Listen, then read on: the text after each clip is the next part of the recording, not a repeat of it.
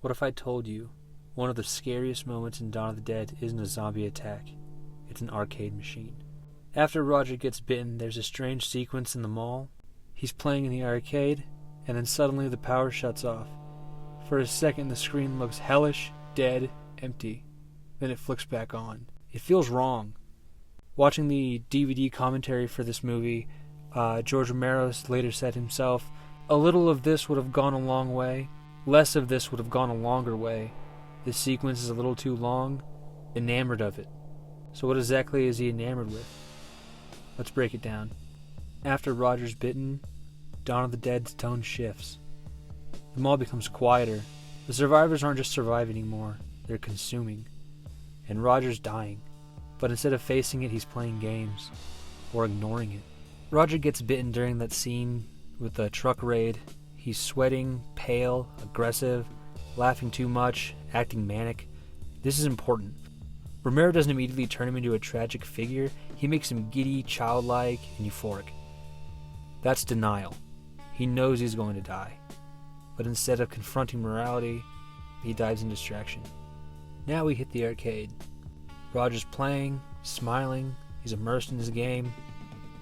Then the machine shuts off. The screen goes dark. For a moment, the arcade light feels sickly. The vibe shifts. It feels like a glitch in reality. But then the machine flickers back on.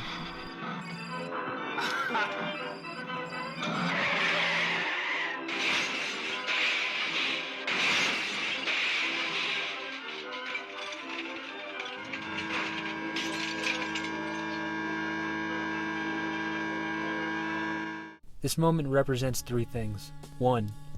Life shutting down. The arcade machine cutting out mirrors Roger's body shutting down.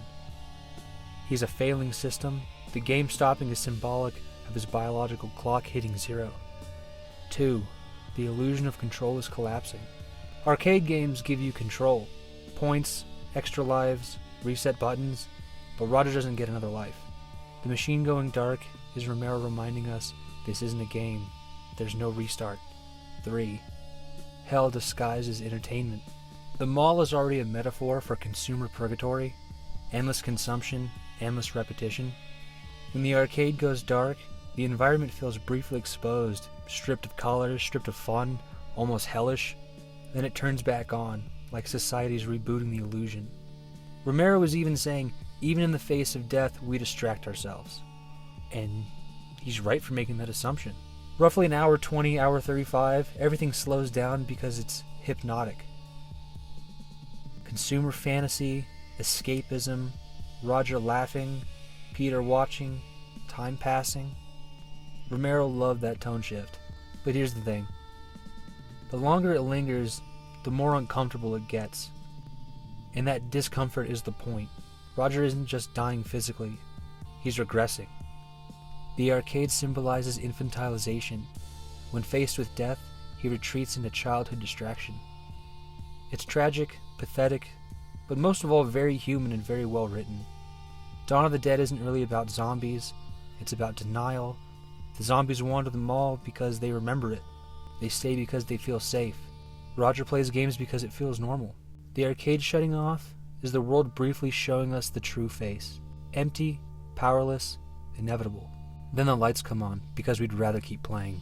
That tiny arcade flicker is Roger's fate in miniature.